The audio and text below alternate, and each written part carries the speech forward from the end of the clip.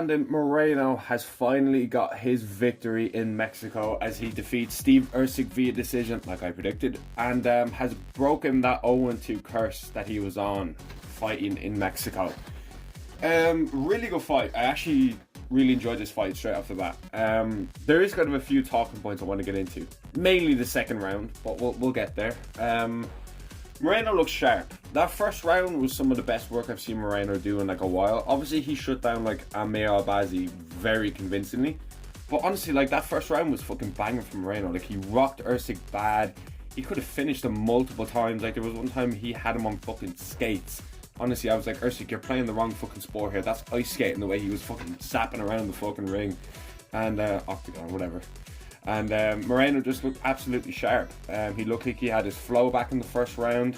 Erceg had so many moments though, that's the thing. Like, I wouldn't say this was domination by Moreno because it really wasn't. Like, Erceg 100% had good moments in this fight. Erceg just did not follow through very well with the opportunities he had. Like, he was matching Moreno at range when they were in range, like in the pocket.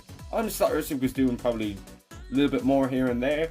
Like, he looked fucking banging, to be honest with you, and he just didn't seem sharp. He didn't seem like he was wanting to engage all that much. He didn't seem like he was really pushing it. Erceg did well with the jab. He had like honestly, never really seen Steve Erceg kick that much, so he did well. Moreno was obviously better with the kicks, but Moreno was just better than Steve Erceg tonight, and it's quite hard to see Steve Erceg lose again, simply because it's quite like he's lost to Pantoja. Fair enough, he thought he won. He got knocked out by Kai Car France. He's after losing a decision to Brandon Moreno.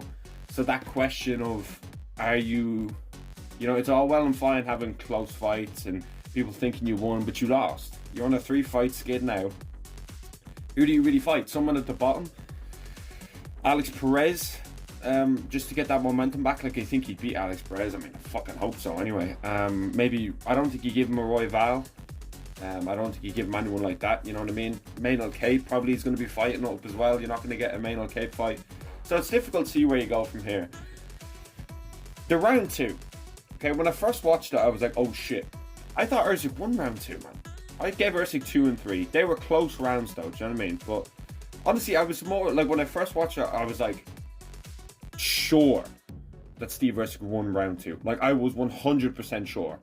But then the judges were just like, nah, like that was a very kind of close fight. Like, obviously it was a close fight, like, but that was a close round. And all the judges, as you can see here, down fucking here, gave Steve Erceg round 3 and not round 2, which I'm actually a bit confused about. I was like, I thought that Steve Erceg won round 2 personally.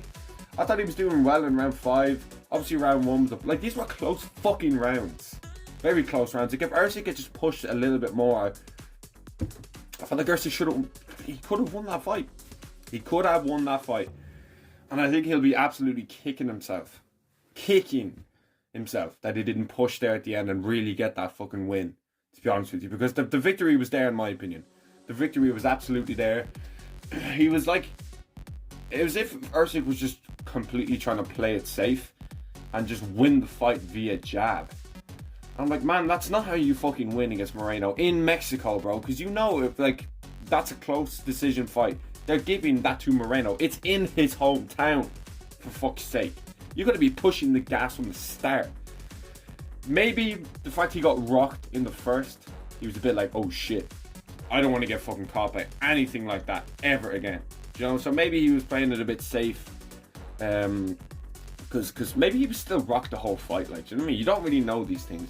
And he just could have kept going more. And I know Moreno definitely had great moments with countering. Like, Moreno did extremely well there, countering and kind of finding Erceg in the pocket as well as Erceg did as well. Moreno definitely getting better at the low kick game. Steve Erceg, come on. Fucking throw after as well. Do you know what I mean? Put some power into your shots. Don't just tap them and then expect to win a fight that way. Where's your power punches? Where's that vicious overhands that Moreno was throwing in the first? You know, don't just jab him and then right hand and then just back off. Because Steve Erceg has some of the most clean striking in the sport. Like, his boxing is fucking unbelievable. It's an absolute pleasure to watch. But it's just a bit frustrating. Like, Moreno had that takedown, I think it was the end of the fourth. Kind of secured in that round. Fifth round was actually close, because when it was happening, I was like, oh shit, Steve Erceg might be onto something here. But I gave it to Moreno. Like, it was close but clear kind of job. I always say close but clear. But still, very close fight. And little bit of an adjustment for Erceg. The thing is, like, this is the most frustrating thing about being an Erceg fan, is just like, he's competing with these, literally the best in the division. Okay, and this, like, the dude's not even in the UFC that long. I think he's only got like 6 fights or something like that in the UFC. Like, it's pretty insane. And he's competing with the best in the world.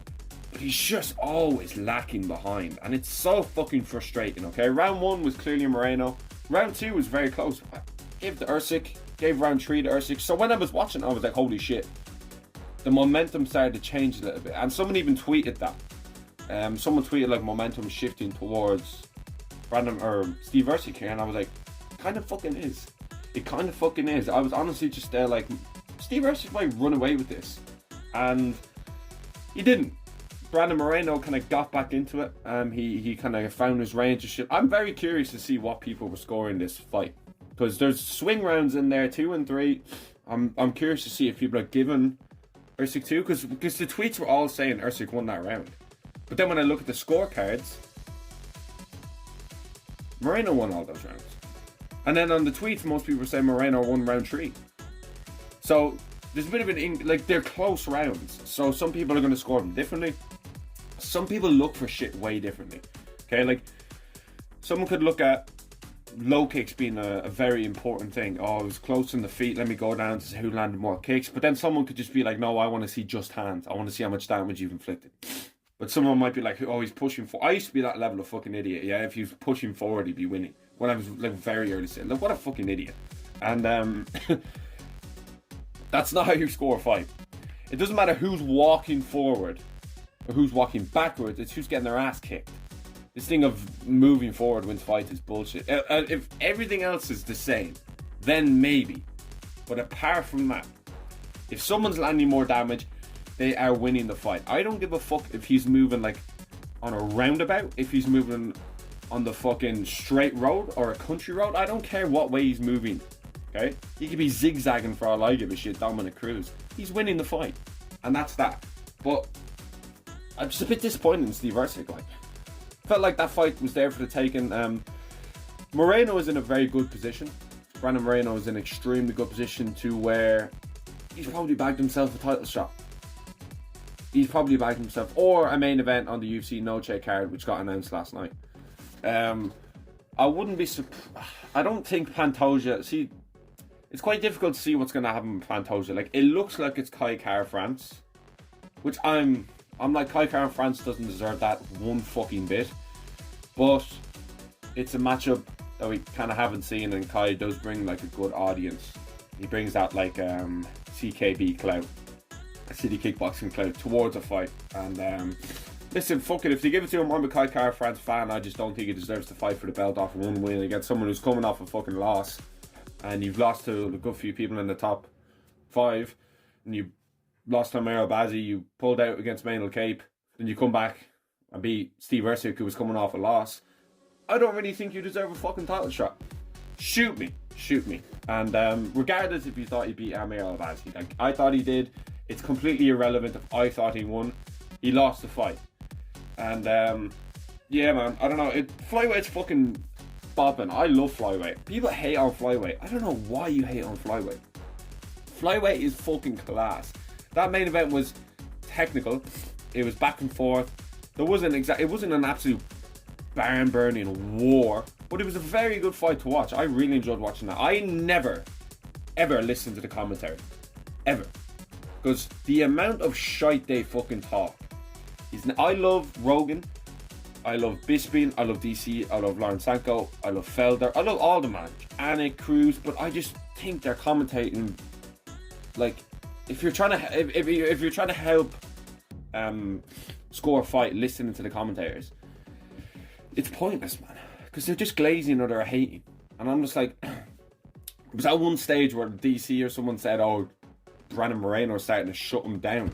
I think that was in the third, and Erceg won that fucking thing. Now, he did go on to win the next two rounds, so maybe DC was onto something, but I'm just like, what? Shut him down? Like, he's just lost that round. He's lost the last 2 rounds in my books.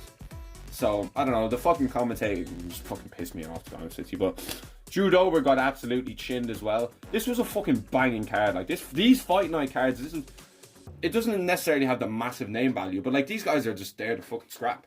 Do you know what I mean? They're there to fucking put on a show, and they did exactly that. This card was amazing. And, yeah, poor Drew Dober got absolutely... Fella didn't know if the fight was over, like, holding on to that leg. Honestly, it was quite hard to watch, because I do like Drew Dober, but he got fucking splattered in the first round, like, on the first few exchanges. Like, dude didn't even get a chance. Raul Rosas Jr. kind of put on, like, a boring fight. I'm not going to go in on him, because this is all just, you know, XP for this guy moving forward. Get these kind of decision wins in, find out how to kind of pace yourself over 15 minutes, just get more time in the cage. Honestly, I don't mind seeing this guy go to a few decisions that mightn't be entertaining, because he's going to get that experience in, and that experience is absolutely valuable. Okay, like, he needs these kind of hard, close fights where he has to nick around to get a victory, you know what I mean? Because you don't want to be in those situations fighting a Corey Sandhagen or Peter Yan. Get these kind of sloppy decisions in where a guy is giving you a good task. Now, he won, you know, quite handily last night, but he nearly got caught in like a... I can't remember, but he got caught in something and I was like, oh shit, but he got out. So he's improving, but yeah, the dude just needs more time. Like, it's going to be a few years before we see this dude fight someone up the top notch. Which I'm not really mad about, because he is so young, but yeah, this was an absolutely fucking banging card. Disappointed in Steve Erceg, man. Fucking troll. But yeah, let me know what you thought about this card down below, and thanks for watching.